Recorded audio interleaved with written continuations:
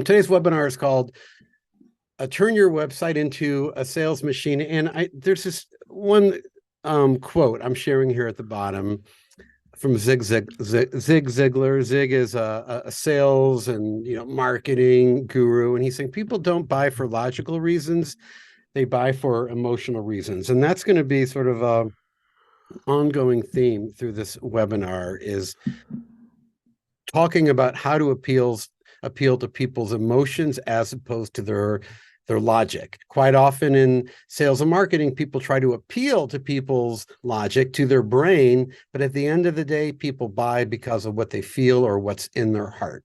So just kind of tuck that idea away, because we're going to run into that throughout the webinar. So here are your event host and moderator, the guy on the left there, Dave Simon.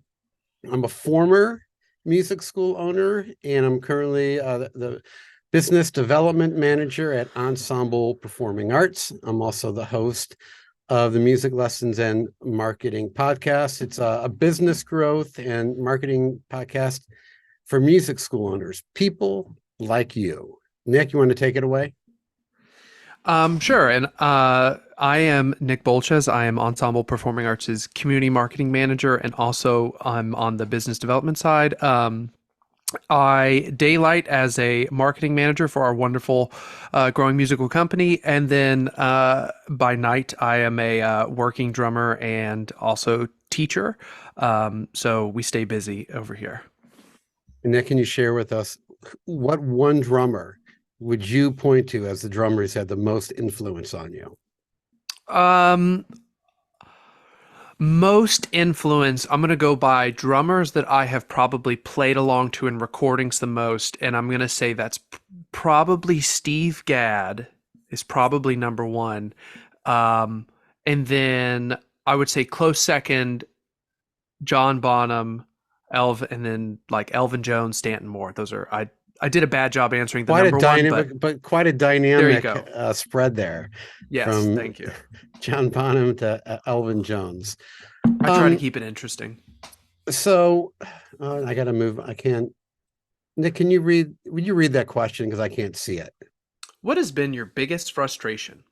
Yes, when it comes to your website, people, share with us in the chat what's been your biggest frustration with your website, and also, or share with us, share with us, what do you hope to learn today? I'm going to move on, and Nick, you'll share with us in a moment kind of people's comments as to what has been their biggest frustration with their websites, and or what do you hope to learn today from the webinar. Now, typically in a webinar, there's a sales pitch at the end, and the sales pitch typically is a product or service that is tied in with the theme of the webinar.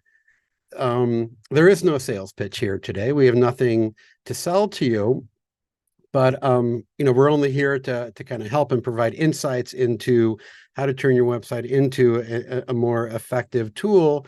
But do want to share with you a little bit about who we are. So Nick and I are with Ensemble Performing Arts, and we buy music and dance schools, which allows owners to focus on other passions, maybe spend more time with family, or even retire. And we're committed to safeguarding our partner schools' brand, business model, their name, and their standing in their community. Our hope for our school founders is that they have the peace of mind knowing that their musical legacy will live on for years to come. You can visit welovemusicschools.com to schedule a call to learn more about selling your music teaching business. And a quick aside, I owned a music school for 17 years, and someone came to me, they made me an offer on my teaching business. And I went to my business mentor and I said, what do you think? I'm not quite ready to sell. He said, look, Dave, you've owned this thing for 17 years. No one's ever made an offer before. And there's a really good chance that this might be the only offer you get. I wasn't quite ready to sell. I felt some pressure, but I went ahead and I sold. And what I love about Ensemble is that there is no pressure, that we're not a one-time buyer of a music school. Whenever you're ready, whether it's in a few months or in a few years, know that you've got a potential buyer of your music teaching business. So once again, that's welovemusicschools.com, where you can learn more about us. Okay, so Anything, Nick, to share in the chat? We just got one question from Dennis. How to make copy effective without being too generic and gimmicky?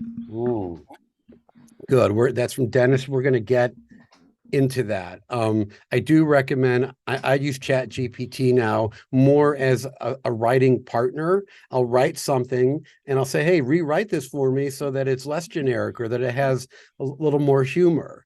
I never use Chat GPT to do the writing, but I use it as a tool to kind of help me to help me overcome certain challenges. But there's going to be a section here about writing for the website. Anything else? Um, yeah, and then I actually should give some credit to Steve. He was the first one to ask. He says he would like higher conversions. He Mm, saw websites should be refreshed every 2 to 3 years. His is yep. 3 years old, and he's wondering if it might be time. Yeah, it is recommended, to revamp your website every. I saw someone said every year, but the average seems to be every 2 to 4 years. Even just swapping out images and keeping it dynamic, I think is important. And the kind of common practices with websites, they're always changing. So the last thing you want is your website to look old and dated. A website from 10 years ago that hasn't been updated will look old. Anything else? Any comments or hopes that people are hoping to learn today? That is all so far. Great. So here's what we're going to be covered in the webinar. We're going to talk about sort of the pros and cons of DIY, meaning do it yourself or hiring a professional. Um, we're going to look at what makes for a great website, how to design your website in just a few hours. I know that sounds potentially a little sensational and unbelievable, but it can be done, and I'll show you how. 7 important website features, 7 things that really all websites should have. It doesn't, if you're missing a few of them, it's fine. We'll certainly focus on the key features. I'm going to talk about your homepage, how to design it, and messaging. Going to look at web page design and messaging is a little bit of a different strategy there. How to write copy or sales copy is the term for your website. How to improve your ranking on Google. There are things you can do on your website that are going to help you get to the top of Google. How to hire a website designer and a developer, and what's the difference? We're going to take a look at that. Is that, Nick, anything else to share before I move on? Nothing yet, Dave. And quick question for everyone. Let us know in the comments, what's the difference between a website designer, and a developer? Because that's often a confusing, or it's a question that comes up a lot. Okay, so let's look at the pros and the cons of doing it yourself or hiring someone. First of all, your website is your number one marketing asset.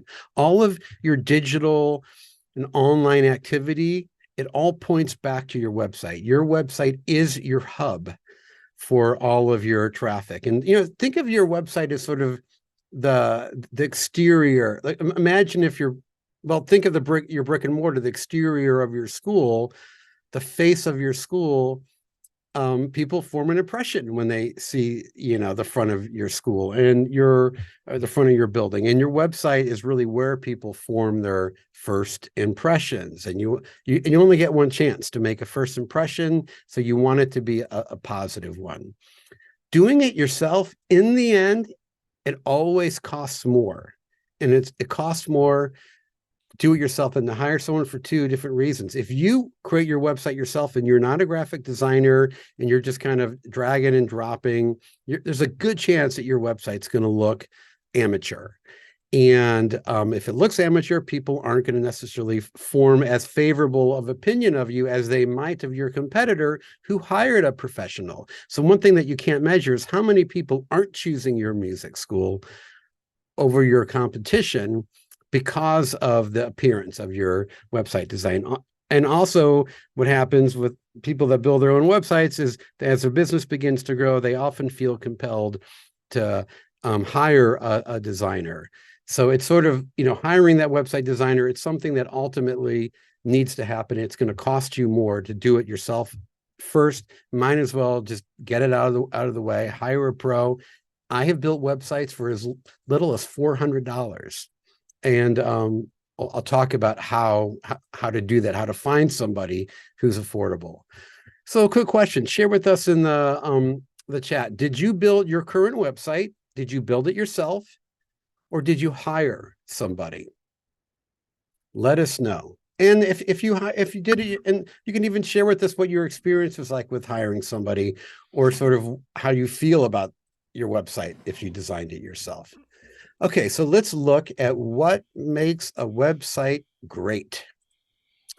So far, Dave, it looks like okay, a couple more have come in. We're leaning more towards hiring somebody to do their website. As a musician with my own website, I can definitely agree. Making it yourself, um, mine doesn't look great. I should have hired somebody. Yeah, like we all do. I mean, we all start out. I built my school's first website. I didn't have the money. It was also, this was like, 16 years ago, 15 years ago. I had to spend $4,000 to finally get it built. Like I said, no reason why you can't get a website built for under $1,000 today. Anything else, Nick? Steve answered your earlier question. The designer designs the looks and flow, and the developer is the code for the website. Beautiful. Send that man a cookie. Good job, Steve. Okay, so we'll talk a little bit more about how to avoid creating friction on your website. Your website should be clean, clear, and simple. This is an idea. I just sit with that for a second. Clean, clear, and simple. It's an idea that I'm going to come back to multiple times throughout this webinar. Always ask yourself, is this part of my website that I'm looking at? Is it clean in design? Is the message clear? And is the navigation simple? It's quite often when you build the website yourself, it suffers from it being clean. Clarity becomes an issue and navigation becomes challenging. All of your messaging, all of the words on your website should be customer centric, not product centric. So for example, if you start talking about a product centric messaging is when you talk about you and your staff and your amazing music lessons. That's product centric. When you talk about the quality of it, everybody does that. That's easy. Customer centric is when you talk to the website visitor, literally talk to them and talk to them about their child and what impact your music lessons is going to have on their child's life. That's going to go back to Zig Ziglar's quote, customer-centric sales copy appeals to their heart. Product-centric sales copy appeals to their head. You want to appeal to their heart. Your website should be scannable. People don't read your website. I hate to break it to you, people, but they don't. Look at your own behavior when you're on a website. You read some headlines, maybe some bullet points. You're just trying to get a feel for what's going on. And certain sections you might read. And that's what people do on your website. So you should optimize each page thinking, okay, I want the headlines on the page to tell a story. If people just read these headlines, what will the takeaway be for them? Here's bullet points or allow things to be more scannable. You need to have sales copy, but keep in mind that people aren't reading the whole thing. So you want to, that helps you kind of optimize, or it's important to optimize your web pages for scannability. A great website loads quickly and is optimized for SEO. We're going to talk later on about that. A great website has a dedicated web page for each service. So each of your music lessons should have their own dedicated web page. And I see music schools do this all the time where they have one page and it lists their different programs. If somebody Googles drum lessons near me, you want Google to take them to your drum lesson page. You don't want Google to take them to your homepage, and you don't want Google to take them to your music lessons page listed with everything. You want Google to take them to your drum lessons page, and that's one reason why you need a dedicated web page for each service. So let's talk about friction. Well, looking at this little slice of a website here on the right, there's a lot of friction happening here. It's actually hard to look at. Excessive navigation menus create friction. Here we see all these navigation options. Maury, who's on the webinar, the owner of Franklin Brentwood Arts Academy, will take he only has 3 menu options on his website. The more menu options you present, you run the risk of people experiencing analysis paralysis or information overwhelm, where they don't necessarily know what to do. People want to be guided on your website. Intrusive pop-ups. Pop-ups can be effective and they can be good, but they do create friction because it throws people off a little bit. Whoa, wait a minute. What's this thing here? It breaks their concentration. So if you're going to have pop-ups, you really want to make sure that they're providing you the leads that you need. Yes, they're intrusive, but if they're giving you the leads that you're looking for, it can be a benefit. But if a pop-up isn't doing what you hoped it would do, get rid of it. Slow load times. If someone clicks on your page and it takes more than a second to load, it's creating friction. They're not getting what they want. They want your web page. Non-responsive design. So if your website's not optimized for what's the word I'm looking for a mobile phone, it's going to look weird on their phone. So you want to make sure you have a responsive design that translates well from a desktop version to a mobile phone or a smartphone. Do people say mobile phone anymore? Well, I just did. Avoid long blocks of text. Even though people aren't reading it, they look at it and they go, "Oh, brother, like I'm not gonna." It's creating friction. You're presenting something that they don't want to do. So you want to keep your text sweet and short. Again, back to the idea of clean, clear, and simple. Lengthy sign-up forms. There was a survey or some research was done that showed that with each item you add to your contact form, you increase the likelihood by 10% that they won't fill it out. Name, phone number, and email. That's all you need to start the sales and marketing process. Yes, you need other information later in order to onboard them, but name, phone number, and email, that's all you need to get things moving. Multiple font types, colors, and sizes. That's a real no-no. Looking at the example on the right, it's not too bad. I mean, it's a little excessive, but just kind of, clean, clear, and simple wins the day, especially with fonts. Poor blending of images with text. So if you have, let's say, a photo, let me adjust my camera. If you got, say, an image on your website and you have words over it, if the text is in white and there's some white in the photo, some letters might get lost. Having a website designer can help, fix that for you. But I see that all the time on websites where you can't read a word or just even 1 or 2 letters is lost because of the image. So those all create friction, and you want your website to be free of friction. So before you start designing a website or redoing a website, you want to create a sketch of your website, just like you would if you were to, build a house, or if you're going to write a song. You might kind of sketch it out, get some of the chords and get some of general ideas, and then kind of fill it in from there. You want to do the same for your website. Specifically, you want to create a website wireframe. And a wireframe is a blueprint or a visual guide that represents the skeletal framework of a website. So what we're looking at here is this is a wireframe of a website. And looking at the very top portion, that's called the above the fold. We're going to talk about that. The term above the fold comes from the newspaper industry. When you get a newspaper, you fold it in half. And the above the fold is the section that's going to display on the newsstand. That's where you want your above the fold is what going to sell people on your newspaper. Your above the fold on your website is what's going to get people to engage with your website. So we're looking at the above the fold there at the very top, and then everything beneath that is called the below the fold.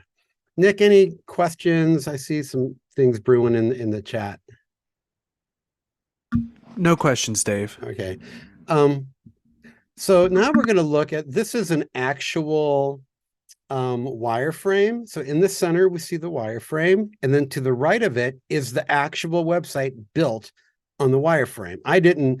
This is not my website on the right. This is Vernal Rock Academy out of, I think it's Vernal, Utah.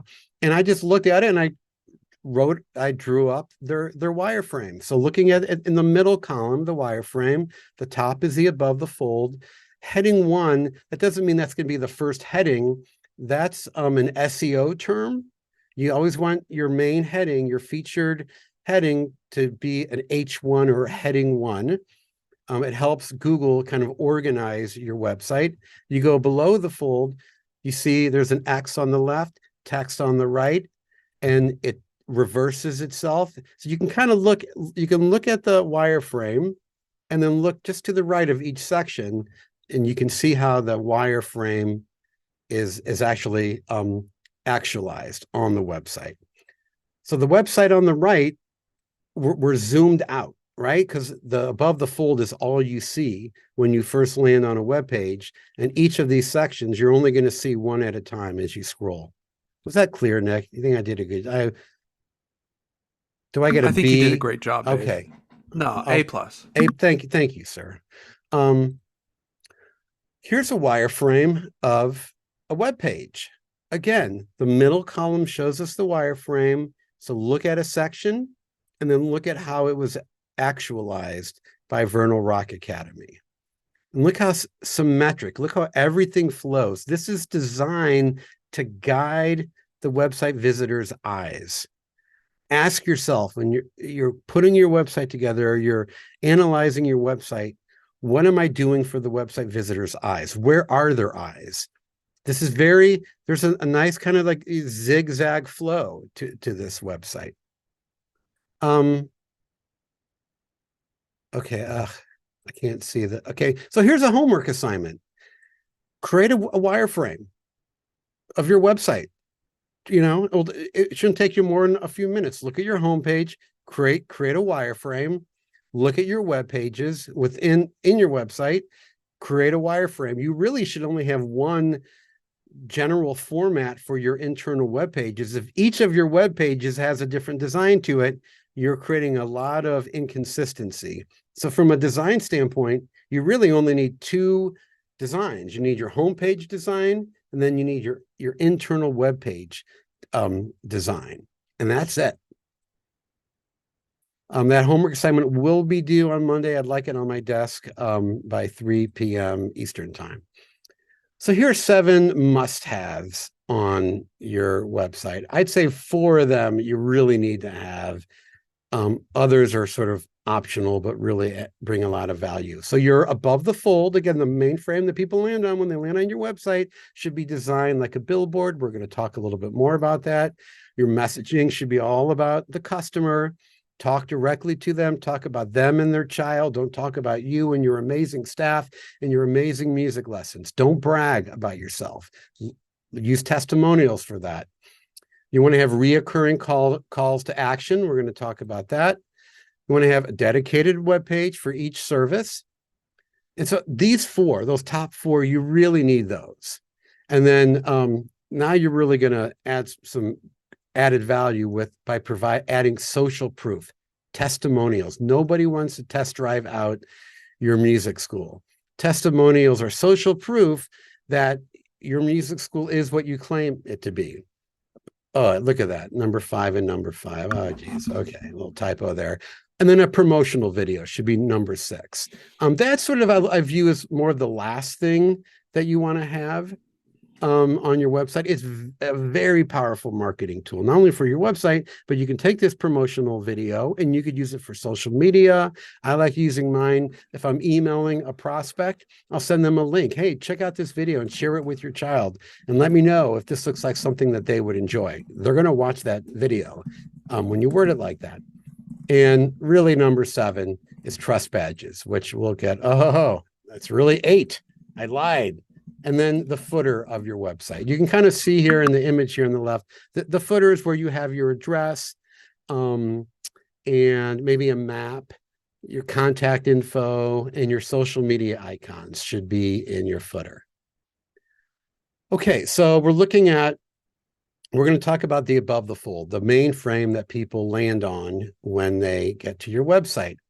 And it should be designed like a billboard. And we're looking at a McDonald's billboard. And look at how clean, clear, and simple it is. I mean, all there is there's a photograph, some text, and then a little logo, and that's it. A lot of open space. It's breathing a lot. The 5 second test, your website or your above the fold specifically should be able to pass the 5 second test. The 5 second test is this idea. And when people land on your above the fold, whether it's above the fold of your website or the above the fold of, say, your piano lessons page, that they can identify within just like a few seconds what it is that you're selling, what benefit are they going to derive from it, and what you want them to do. What should they click on? Really, 3 seconds is all that it should take. You should have a hero image, and the hero image should reveal the desirable outcome. So in our McDonald's billboard here, the hero image is this, I don't know, it's kind of disgusting jalapeno cheeseburger thing, and that's the desirable outcome. Although it is kind of making me a little hungry as I look at it. Your featured headline, which I talked about, should have your service and your transformation. And again, minimal options in the navigational menu. Okay, so you're above the fold. The main frame of any page on your website should be designed like a billboard. Now we're going to see some music schools that have designed their above the fold this way. Also, the triangle pattern. I forgot to mention that. Your website should have a triangle pattern, which frames the above the fold. What's the triangle pattern? It's the combination of your logo, a call to action, and a call to action. Those 3 points create a triangle. Let's take a look at what we're talking about. So here's Vernal Rock Academy. We see it's designed like a billboard, right? Notice how the image, it's going all the way out to the borders. There's no white space. It's just total, it's filling up the whole frame. A lot of music schools website, I'll see like the image, it's kind of there in the center, and then there's this kind of space on the side. No, design it like a billboard, like this is. It has a headline. It's very simple. If this was a billboard on a highway, we could drive past it and look at the billboard, and within just a few seconds, know what it is that they're selling. It's a good example of billboard design. Here's another example of good billboard design, but I want to focus on this one with the 5 second test. Within 5 seconds, we should be able to look at this and identify what it is that they're selling, what's in it for me, and what should they click on. Somebody in the comments, let us know, what are these people selling? What's in it for me as the website visitor? And what do they want us to click on? Anyone yet, Nick? I'm not leaving this frame until somebody replies. No answers yet. What is this? There we go. Somebody replied. Kathy says, lessons, confidence, button to schedule a trial. Love it. Perfect. The product is lessons, the transformation of the outcome. Really, their brand promise is confidence. They're going to help their kid more feel confident, and they want you to click that schedule a trial button. This is from Maury. Thank you very much. This is Brentwood or Franklin Brentwood Arts Academy. And here's the hero image. The hero image should display a desirable outcome. Parents should be able to look at this and say, I can imagine my child in this moment. I wish my child could have this experience. Don't show the picture of a guitar neck. Don't show hands on a piano keyboard. Parents aren't looking to buy pianos. Don't show the front of your building. Your prospects aren't looking to buy real estate. They're looking for an outcome, a transformation. Show them the transformation. And that's exactly what's happening here in this image. Your headline, I got to move my thing so I can see it. All right. So the headline should have, service transformation. Here's just another example of it. Something I'm going to talk about is, earlier I was even talking about it, is the importance of clean and simple fonts. This cursive font above the headline is hard to read. It's creating friction. I have to slow down to decode it. I can read it now, but it's slowing me down, whereas everything else, there's no friction there. So your headline's important. Common headlines I see are, music lessons kids love. It's fine if other people use it. It's a great headline. Or fun music lessons that help kids feel confident. These are all strong headlines. Um, I was talking earlier about your navigational menus. You want to get them as minimal as possible. Look at Vernal Rock Academy. They have only one. That's it. Music lessons. And if you hover over it, you'll see other things. I think having an About Us is a good menu option. You can hover over it and have your prices. You can have your staff listing there. But really, what you want people to do is click that Start Today button. You don't want to distract them with the navigational menus. Franklin Brentwood Arts, they have three buttons. I think it's Maury, tell me if I'm right. I think it's music lessons, acting lessons, and I forget what the third one is, but it just lists their services. It doesn't have, they don't want to distract the website visitor. Um, this one, the triangle pattern. Let's talk about that. I don't know if you know, every website we've looked at, I think, has a logo in the upper left-hand corner. These guys do a call to action button, start now in the upper right, a start now button in the middle. Those 3 points create a triangle. That triangle keeps our vision in our eye in the center. You want people's eye in the center so that they're reading the headline and that they can see that Start Today button. Talk about call to actions. You need to ask for the sale. So many people with their call to action button, they might say it'll be a very passive call to action. It will be learn more, request info. People are on your website to sign up for music lessons. So show them that you're confident, show them that you've got something of value by saying, enroll now, start today, ask for the sale. So here, before I go into this slide, Nick, any comments you'd like to share? Um, Steve says that he feels like images with a single hero are stronger and they're Yeah, easier to pass the 5 second test. yeah. Makes sense to me. Images that are a little less busy and a little more clear. I'm always a big fan of that. Um, and then Louise says, let's see, curious with the start today, start now buttons. What would you find once there? A contact form, more pages to explore? Great question. I'll cover it a little bit, but I want to answer that question now. Is it should take them to a form, name, a contact form, name, phone number, and email, and that's it. Because now they're not. It's also clear to them that they're not signing up. You didn't ask for their credit card, so people might be like, well, they might not be quite ready to start yet, but once they click that button, they'll see, oh, that's all they're asking me for. So yeah, I would take it to a form, and have that form be front and center when they land. I've seen people where they have like it above the fold, and then there's some copy about signing up, and then there's the form. No, get that form front and center.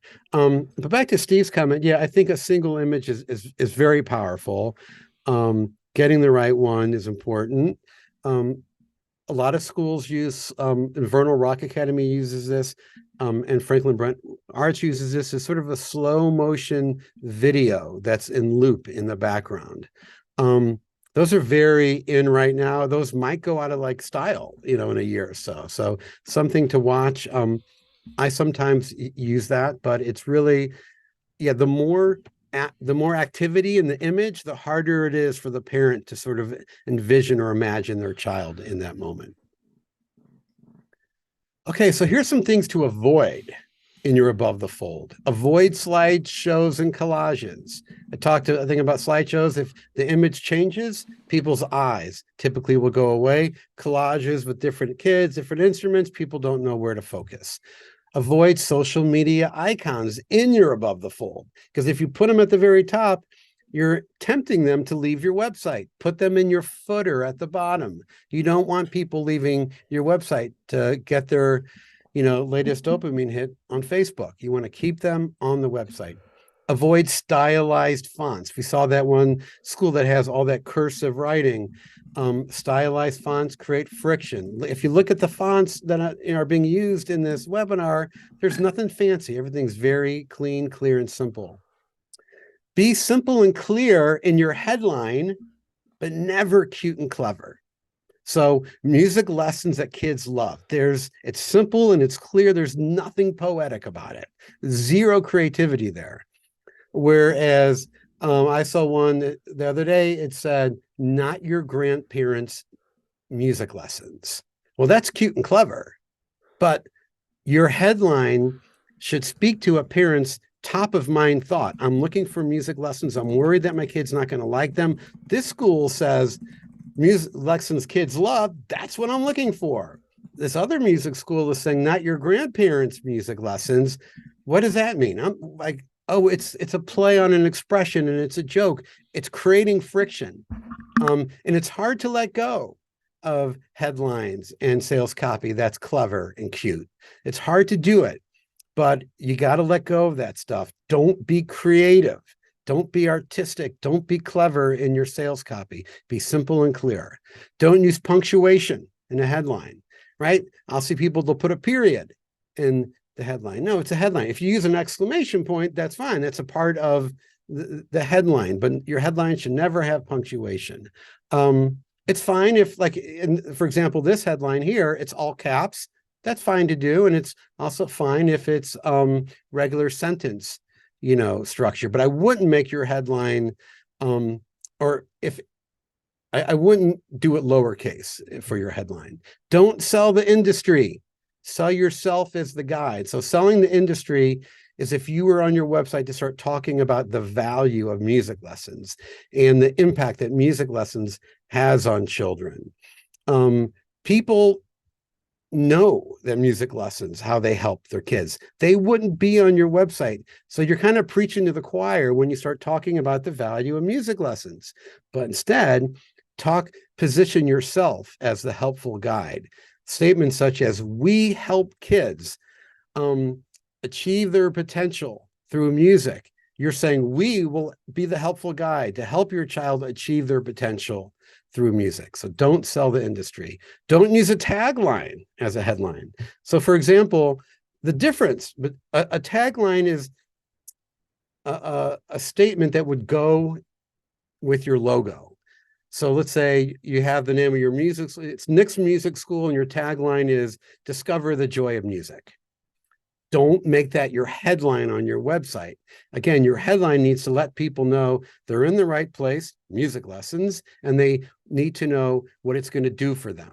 So that's quite often I'll see music schools, they'll maybe put the name of their school in their headline, or they'll say welcome in their headline. No, state what you're selling and the outcome. Okay. Let me take a look here. Says, oh yeah, so share with us. I'd love for you, please share with us in the chat your featured headline. Love to see some of those. We're going to run into Maury's any moment if we haven't already, but share with us in the headline, in the chat, your headline. And Nick, you just chime in as they come in. So, okay, so we're going to talk about the below the fold. Again, looking at the wireframe in the middle where it says heading 1, there's the above the fold. That's what we see when we land on the web page. Everything beneath that is the below the fold. Each frame should have a unique function and purpose. And as we just look at this, we can see, really, if you look at the actual website, each frame is doing something. It's continually tugging on the reader's heartstrings, trying to get them, they're trying to build trust, emotional connection, so that they'll eventually click the button. Dave, we've got some headlines if you want to hear them. Yeah, let's hear them. Teresa Case has Discover the Love of a Lifetime, music lessons in Greenville, South Carolina. South Carolina represent. That's awesome. I'm in Charleston. So hello, Teresa. Wait, read that one Zach, again. Discover the Love of a Lifetime, music lessons in Greenville, South Carolina. Okay, so let's talk about Discover the Love of Music Lessons. That's more of a tagline. Great to go with the logo. So, and then read this. What's the secondary line? Like about the location? Music lessons in Greenville, South Carolina. Yeah, I mean, if anything, I think it'd be better to reverse it. You want to come out and say music lessons, and you're not stating in there yet what they can expect. Discover the love of music. Is that what it is? Discover the love of a lifetime. Yeah, yeah, yeah. So it's cute and it's clever, but it's your headline should appeal to a top of mind thought that a parent is having, so that when they see your headline, they go, now that's what I'm looking for. That's exactly what I'm looking for. Let's hear what else we got. But thank you for Zach sharing that. Zach has personalized music instruction for all ages. That's it. And Thinking then about Matt. that. I want to Oh, talk okay. about that. So I see that a lot. And if your competitors, and this is from Zach, you said that said that, Yes. Zach, if your competitors don't offer personalized music lessons and they don't offer lessons to all ages, then that could potentially give you a competitive edge. But quite often, many music schools offer that. I still nonetheless think there's value in that statement. I just, I think the question to ask yourself is that a top of mind thought or concern? Are parents thinking to themselves, I wonder if these guys offer personalized music lessons, and I wonder if they offer it for all ages. If it is a top of mind thought for parents, then keep it. Um, Zach says here he's working on using expression as a selling point. So I guess hence the tagline. Yeah. Um, Matt Burke says, thank you for that, Zach. Matt Burke says, you can reach your goal in music and share your gift with the world. Right. So that's a little bit more, you're selling the industry of the value of playing an instrument. I like it. I do, but you need to position you as the guide. You're the Obi-Wan Kenobi. You're the Yoda. You're going to help them get there. So when you say, I mean, it's generic, but I think it's great. Music lessons kids love. It's your music lessons, and kids are gonna love it. So always keeping, where are you in that narrative? You got to position yourself as the guide. Anything else? Luis McDonald, join our musical family. Ooh, interesting. I like that a lot. I could see it more as a secondary headline. Music lessons kids love, then beneath it, join our musical family. Because she's selling community there. And that's an attractive um brand promise. If that is your brand promise, community, then you need to be able to elaborate on, like, well, what does that mean? Like what is this family? What does this community look like? I do want to move on for time's sake, but thank you everyone for sharing those. Some really great stuff. Each frame should have a unique look that works in harmony with the other frame. So if we look at Vernal's website here, we kind of see they have a photo and then it goes white and then they have photos placed in it and text is kind of, in there. So everything's very symmetric and it all works as one piece, even though people don't view it as one piece. When they scroll, it works in harmony. Your main sales message. So beneath your above the fold, this is a great place to come out with your main sales message. It should be short and sweet. Actually, the one arguably on the right's maybe a little bit long. It should be customer centric. It should not be talking about our amazing music lessons and our highly qualified staff who are passionate about teaching. That should not be in there. It could be in there somewhere else, but not in your main sales message. You should open with a hook. And then you should, here's a classic sales formula. Hook them with pain or a desire, present a solution, and then paint a picture of transformation. And then I'm going to talk more about sales copy, but let's just take a look at this. So the headline is the painful truth about music lessons. Well, that is a little provocative and shocking. Why would a music school, their product is music lessons, and they say that what they sell is painful? Well, let's read on. The hook says all kids love music, but not all kids love music lessons. Whoa, there you go. All kids love music, an agreeable statement, but they don't all love music lessons. Pain point. That's what parents are the most worried about. Obviously, I'm going to reassure them at some point in here. It says the problem isn't kids. The problem is how music lessons are taught. Oh, well, that's reassuring. Then it says at the Cleveland Music House, we make music lessons fun and easy. There's a solution, fun and easy music lessons. And what's the transformation? It helps kids feel more confident.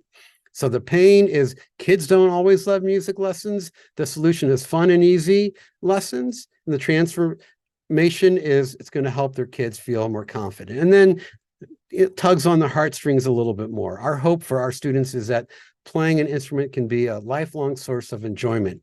So in this copy, where the word "are," meaning now it's going to become product centric, it's still, this is our hope is something for your child, something positive. So when you are going to talk about you, when you say "are" in your copy, it should position yourself that you're really saying how you're going to help kids. So, I'm just kind of touching on it here, but there's a lot to go into when it comes to sales copy. Share with us in the chat the first sentence of your main sales message on your website. Just the very first sentence. That should be your hook. So, for example, a lot of schools will say, Dave's Music School has been serving St. Louis since 2004. Or welcome to Dave's Music School. That's not a hook. Okay, so share with us your first sentence. Maury, I know you got a good one. Please share it with us. A promotional video. This is really the last step in building or redoing your website. You don't have to do this, but it should be an end goal for yourself. It brings your brand to life. It's just sort of like when you go to a trailer for a movie. It brings the movie to life a little bit. And it should be 1 minute or less. When people love consuming video. People are on TikTok, they're on Facebook, they're on Instagram, and they like short form video. So try to get it under a minute. It's tricky. You should use your core sales message. That should be the script. That's what's going to drive the narrative of your video. You want to use video testimonials in there, social proof. And if you go to my podcast, Music Lessons in Marketing, episode 215 talks about how to create a promotional video without spending a dime.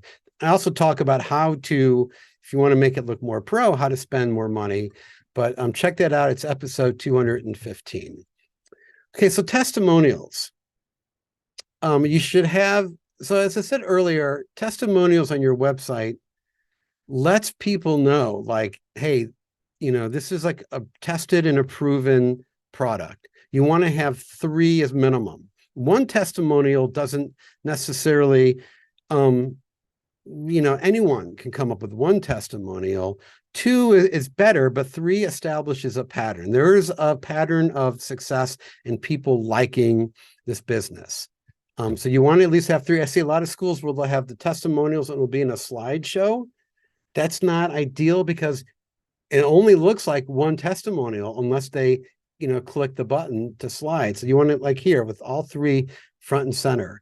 The testimonial should be short and it should reflect your main message. So if your brand, like I forget who was talking about community or family in their music school, then they want to have a testimonial where someone says that, where somebody echoes that message. Oh, they feel like a family. We love going there just something that's going to help bring that brand promise to life. And it should be really short. Long testimonials aren't likely to get read, and testimonials that, like if someone said, oh, they're very responsive and the staff is very friendly, there's nothing emotional about that. You want testimonials that are going to amplify the reader's emotions. Use an image of a parent. That's what's going on here, right? We see these images. It brings the testimonial to life, and we put a name in there. My Music and Lessons in Marketing podcast, episode 215, also in there, I talk about how to get testimonials. The testimonials that you get for your testimonial video, you can use for your website. Trust badges. These are logos from news outlets, organizations that have recognized your music school. Maybe you got some, this is from Lincoln, I can't think of, it's Tim Woolsey's school, and he got some recognition here. So put them there. usually not at the top of your website, but kind of further down on your home page. It shows people, look, you're not some fly by night operation. You didn't just open up a month ago. You've been recognized. There's some history there. It establishes credibility, authority, and trust. And yeah, it's good to list it below your testimonials. This isn't as emotional. The testimonials should be full of emotion, and this is going to be like, yeah, wow, look at what these parents have to say, and look at these reputable organizations that have acknowledged them, and they should be real. I've seen people, I don't know what these websites are like, where they pay to get like best of. There's two of them out there that I've seen, and they don't seem to be real. So make sure that your trust badges are real. Reoccurring call to actions. So we talked about the start today button in the above the fold. Well, if someone lands on your homepage, they might not be ready yet to sign up. It's a proposition, start today. You're proposing to them. Maybe they're not ready, but maybe if you look to the far right here on this web page, say no to boring piano lessons. Ooh, that's intriguing. I'm reading it. I'm feeling better now. I'm going to ignore that start today button. I'm still not ready. Wow, real music on day one. Okay, now I'm getting even that much more excited. Okay, now I'm ready to click the button. So don't just put your call to action button at the very top and you're above the fold. It should be reoccurring throughout your website. Some music schools will use a secondary call to action. And I think it can be effective. It's potentially a little risky. Here's Spotify using it. Hey, you can get it for free, or you can get Spotify Premium. Some people will use it as a button. It could be. I saw one that was good. It was enroll today. Another one was a call to action button to take a quiz to see what instrument their child is best suited for. I thought that was interesting. A pop-up I talked about, that can be a good, so let's say your main call to action is start today. Your pop-up is, maybe to enroll in some sort of competition. If people are filling that out, great, keep it. But if they aren't filling out that pop-up, get rid of it. A giveaway. I love giveaways as like a secondary call to action. Register to win, a free guitar, register to win I don't know, 3 months of free lessons, some big offer, and saying, drawing will be held on this date. So a giveaway can be a good secondary call to action. I mentioned a quiz. Those typically will perform well. A trial, I don't love, trial lessons. If you say start today and then free trial lesson, it's like, well, they're just going to delay you're potentially delaying the sale with the trial lesson. Now, I do like, enroll today and get your first lesson free, or 30-day money back guarantee. Those are other, ways to kind of offset the trial lesson. Nick, did anyone share their kind of their hook, their lead sentence in their sales copy? I think so. We've got a few in here. If you need a minute to look through it, that's fine. No. Here All we right. go. Like, here's don't let music become just another activity that your kid tries, gets bored with, and quits. Oh, I love that. Who wrote that? That was Thrive Music Academy. Love it. Good job. That's great. That's going right. It's going for the jugular right there. I love it. Maury writes, we know how frustrating it can be to spend money on lessons that your child dreads attending. As a parent, you want lessons that your kids will enjoy. Say goodbye to boring lessons. Very, very similar. It's a different take. Thrives is a little bit more like dramatic, but it's the same thing. It's like, yeah, this is what parents are worried about. Great job. Specifically designed to keep kids interested and engaged. That's from Dennis Short. Yeah, I like that. I want to see it though. Like if there's some way to kind of take that idea, like I could see opening with that, designed to keep children engaged, but then I'd be inclined to follow that with, and here's specifically how we do that. Maybe something like, through gamified learning and, what, using, multimedia, we're able to accomplish X, Y, and Z. But I like where that's going. Anything else there? Kathy Morrison says, enroll now and discover the best 45 minutes a week. Ooh, I like that.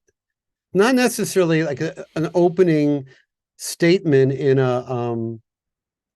in some sales copy, but I could see that like with a form, that sort of being the headline of the form. I like that. That's really good. Anything else, Nick, you want to share? The last thing is not a headline or anything, but is a question. Would you like to answer a question? Hold on to that question. Okay. Okay, because I will get to those at the end. So here's the web form: name, email, phone number. This person used name, last name. I just prefer name. Some people will just put in their first name, and that's fine. Most someone put in again. The whole purpose of any form on your website is to get that name and that email, because some of these people are gonna be leads that go nowhere. But now you can market to them. They've given you permission to market to them. Some of them, majority, hopefully, are going to turn into actual students. But all that other information, the kid's name, what instrument, their age, all that stuff, save it for the phone call. Some of it you can get on the phone, and then some of it they can fill out when they enroll. So kind of covered all of this. Yeah, don't use a sign up form. Um, I recommend hiding your sign up form on your website. Once they've committed, yes, we're going to do Tuesday at 4 o'clock, then email them the link to your sign up form. This type of web form eliminates friction. The more items you include, the more likely people won't fill it out. And you want people to fill it out. People have short attention spans. They don't want to spend, 5 minutes filling out a web form. Okay. So how to write about your lessons. That's kind of challenging. It's hard enough to write about your music school, but how are you going to write about each instrument in your school? Don't lead with the details of your lessons. Those details of your lessons, they're important. They have a place, but don't open on them. Lead with a hook. So a hook, just like in music, the hook is something that pulls the person in and holds their attention. So that first sentence is your hook. You want to paint a picture of the future in your writing. Avoid the curse of knowledge. The curse of knowledge is where you start saying things about music that parents don't understand. In our lessons, your child will be learning how to play scales and like parents don't know what that is. They kind of know what they are, but don't talk music jargon. I saw music school, they use the word guitar riff in their sales copy. Most parents don't know what a guitar riff is. So just assume that these people don't know anything about music and avoid music lingo and terminology. My podcast, Music Lessons in Marketing, episode 118, it's a whole episode on how to write about music lessons. So in this example here, it's a story, and it says, "Come on, play us a song," Grandma declares. The family grows quiet as your child lifts the piano cover. Okay, it's a story. Story pulls people in. That's the hook, and it goes on about how the child takes a deep breath and fills the room with music and toes started tapping and everyone's singing along. And it says, this could be the scene at your next family gathering. It's a story, and it's an attractive story that parents, maybe they haven't even thought about this, but now they're thinking, I would love for this to be what Christmas looks like this year at our house. And then it gets into the details. Our piano lessons are designed to help kids feel successful, still emotional, and experience instant results. Now it's getting to the details. By combining gamified learning with traditional methods, your child will be amazed at how easy playing the piano really is. Okay, so the details are saved at the end. So to kind of summarize this copy, it's a story, and then it talks about the transformation, and then it gets into the details of the lesson. A few copywriting tips. Copywriting, fancy way of saying just writing text, writing sales text. Appeal to the reader's heart. Again, I keep going back to this theme. Appeal to the heart, not their head. Talk directly to your audience. Words like you, your child, make them feel a sense of connection to you. Don't ever brag or boast. Don't use words like the best or the only or the premier. Words like quality, don't, that's bragging and boasting. Avoid it. Write less about your music school and more about your client. Address top of mind hopes, dreams, and fears. We kind of covered that with some of these headlines. If your headline is not a top of mind hope, dream, or fear of your ideal client, don't use the headline. And if you're not sure what those hope, dreams, and fears are, talk to your clients, show them some different headlines and say which one resonates more with you. Less of we and our. Don't talk about, we do this and we do that. Our school, our teachers, more of you and your child. And then my music lessons and marketing podcast episode 161 talks a lot about writing copy. All right, let's get into improving your ranking on Google. I've gone over time, folks, by 5 minutes. We're almost done, but I'll try to pick the pace up a little bit. Here's just some basics of SEO. Meta titles and descriptions. Whatever your website is built on, in there, in the builder, is an area where you can define your meta title. So we're looking here to the right. This is for one of our schools here in Ohio. The meta title that somebody on our end created for this website, it says music lessons in Lakewood, Ohio. Then it lists their instruments. It doesn't say Lakewood Music Academy in the meta title.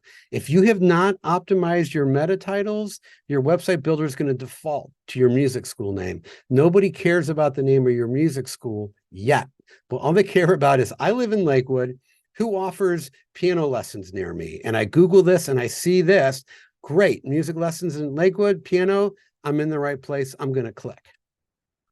Google can read that. Google cannot read the description, by the way. It doesn't read that, but the description being Lakewood Music Academy provides music lessons, doesn't read that, but that helps guide the person on Google. Speed.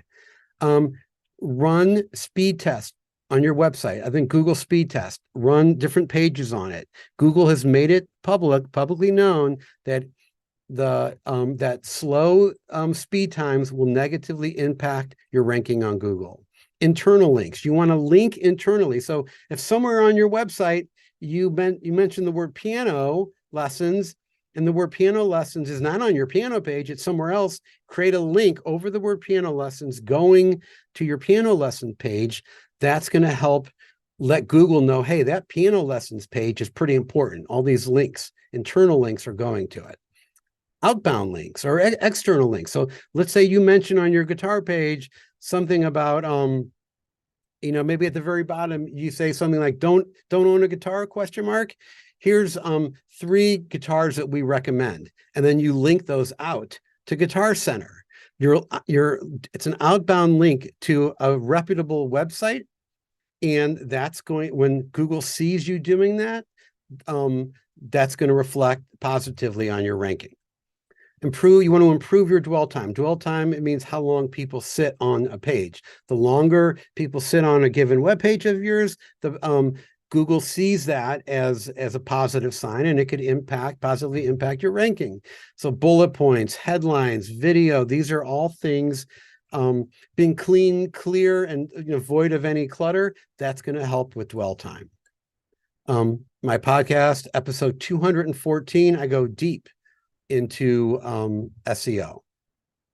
Okay, so working with a website designer or developer, I think Steve answered the question, what's the difference? The website designer focuses on the look and the feel, and a developer focuses more on coding and functionality. Some people do both.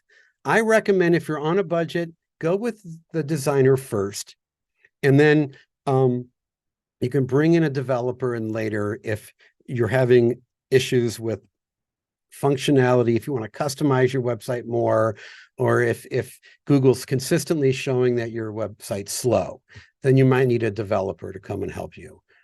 But if you can find someone that does both, and there are plenty of them out there, that's great. These are the 3 most common website builders, although I kind of think them more in the reverse order, as WordPress seems to be the industry standard. Squarespace and Wix, they're fine. They're great. They all have, templates that you can use. They have a lot of good features. WordPress is, from what I understand, my limited knowledge, is a little more customizable than these other 2. So just want to make sure you're aware of that. Where to find a designer or developer? Fiverr or Upwork. Put an ad, put an ad out, what you're looking for, check out people's work, check out their reviews, and you can find someone. I found a woman in India, paid her $400 to design a website for me, and it was great. It was really amazing. So the way you work with them is share with them your wireframe. Here's kind of what I'm envisioning. Show them that. And then have a folder with all of your images and reference your image on your wireframe. You could say, here, put image A right here. And what's image A? It's there on your Google Drive, and they can just see it.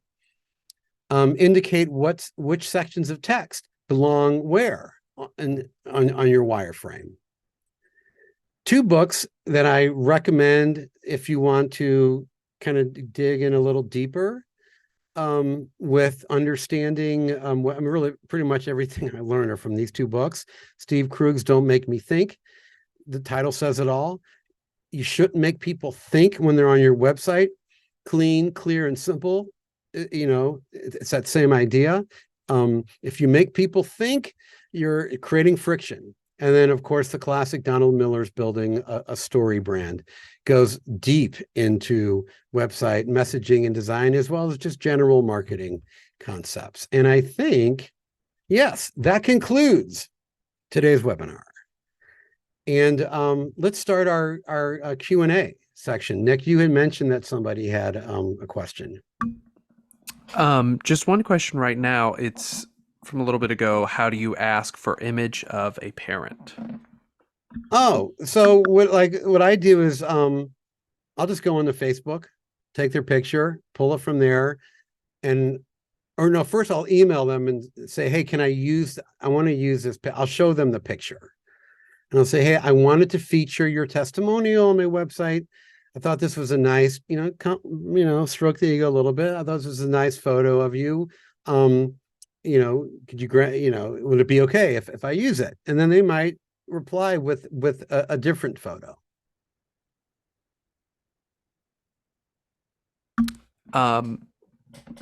Those are all the questions we have right now. Okay. Well, all right. Last call for any questions. Share with yeah. John says, why don't you like direct enrollment widgets? Ooh. What's a direct enrollment widget? Like where it's a widget where there's the whole form? So how they can sign up directly on someone's website, a piece of code, a widget. Okay. I think that's a fair and a good question. My issue with that is one, people that are coming to you as a referral, they'll have no issue filling that out. You don't have to sell to them. If someone's a little bit kind of like, I'm just checking these guys out, they're not likely to fill it out.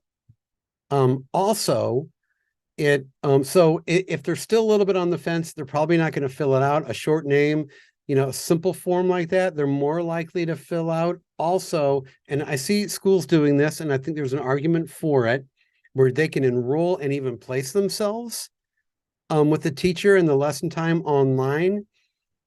I think it's hugely convenient, but it's important to have an added layer for the people that aren't quite ready to do that.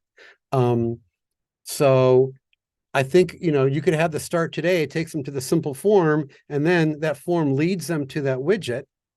But what I like with the start today and then the form thing is I'm going to call them now. It's good. It humanizes the brand. The problem with a widget where they can enroll themselves, there's no human interaction yet at this point, which is okay. At some point, though, you need to kind of offset that and go, okay, this person just scheduled themselves. I'm going to call them and I'm going to we need to start building a relationship. You need to build a relationship with each one of your clients. So I hope that answers the question. But I would be inclined still to hide that widget, to have it, okay, someone filled out the form. Now I'm going to send them the enrollment widget. Because you captured the email. The most important thing is getting enrollments is great, but getting emails in some ways is more important, because people that want to enroll, they're going to gladly hand over your email. People that aren't quite ready to enroll, you still want to try to make it easy for them to hand over their email to you. And that's all the questions that we have so far. Okay, well, you guys, thank you all for joining me here today. I'm actually going to be traveling like in an hour. The replay, I was hoping that the replay would be available tomorrow. It's not going to be available until until Monday. But hope you guys all found this helpful, and have a great day. Bye. Hey, Dave. Yeah. Oh, yes. We have Almost one ended it. question from Teresa, and for this is the bit of the post-show follow-up. Yeah. Teresa says, "Do you do website reviews, or can you recommend someone who does?" Yeah, I do. You can if you can just reply to my email, I can direct you in the right direction. You All should right, have my I'm email. putting your It's email in the chat. dave@ensembleschools.com. Easy. All right, everyone. Thanks for coming. Thanks, guys. Have a great day.